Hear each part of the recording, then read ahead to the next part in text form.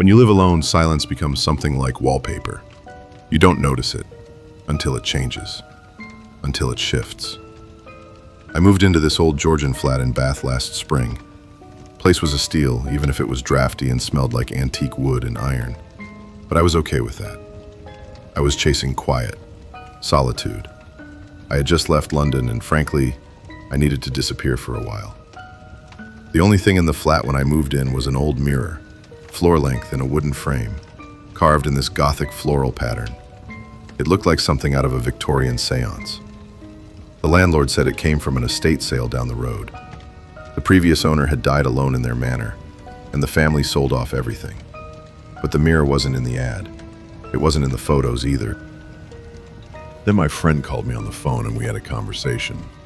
You still decorating that vampire cave? Almost. Just got this weird-ass mirror in the bedroom. What kind of weird? Old. Feels like it should come with a curse, you know? That's the dumbest foreshadowing I've ever heard. No, seriously, it's giving me the creeps. Cover it, easy fix. Can't, it's bolted to the wall. I didn't bolt it, and when I checked, the screws looked rusted, like they'd been there for decades. First few nights, nothing. Then came the reflection. It was subtle. You know that thing where your brain fills in gaps when something's unclear? At first, I chalked it up to that.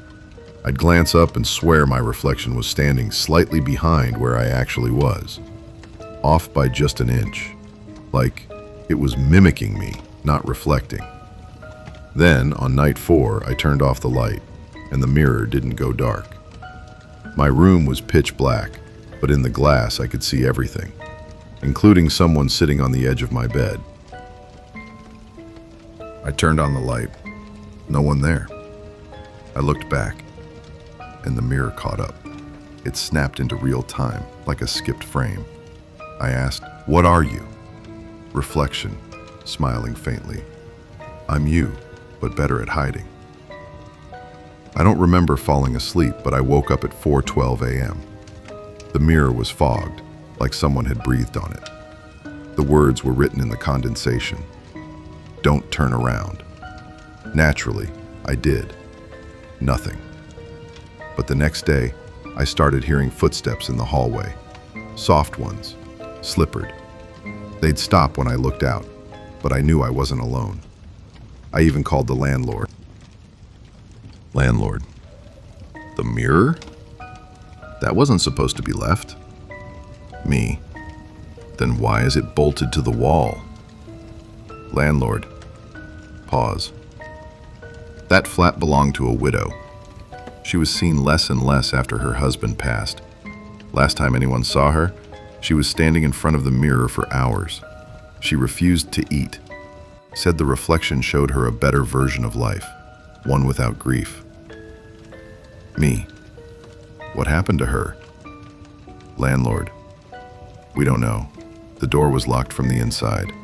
The lights were all off, and the only thing in the flat was her mirror and, well, her shoes, still wet, but no trace of her.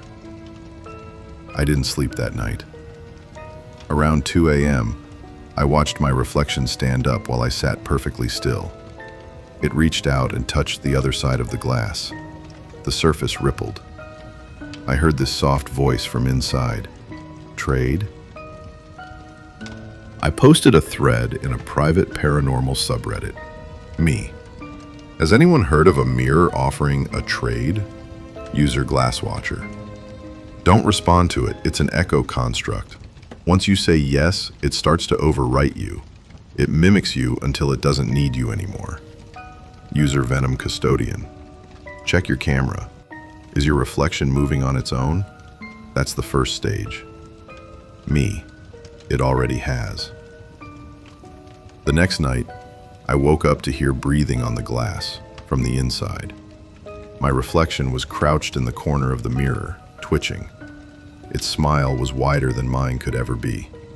I covered the mirror with a blackout curtain and taped the edges.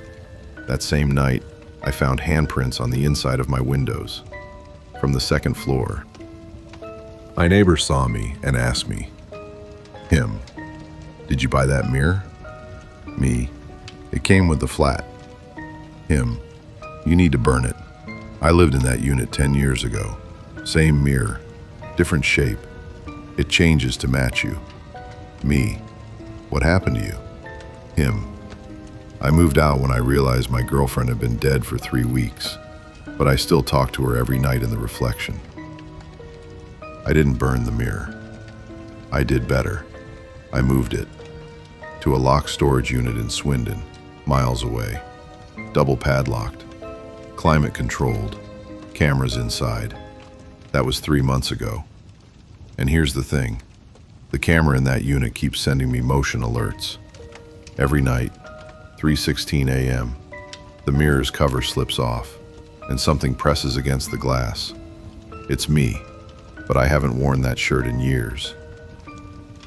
I moved out, changed cities, left everything behind. But I know the mirror's still mimicking. My emails to friends have sent replies I didn't write. My face shows up in photos I never posed for.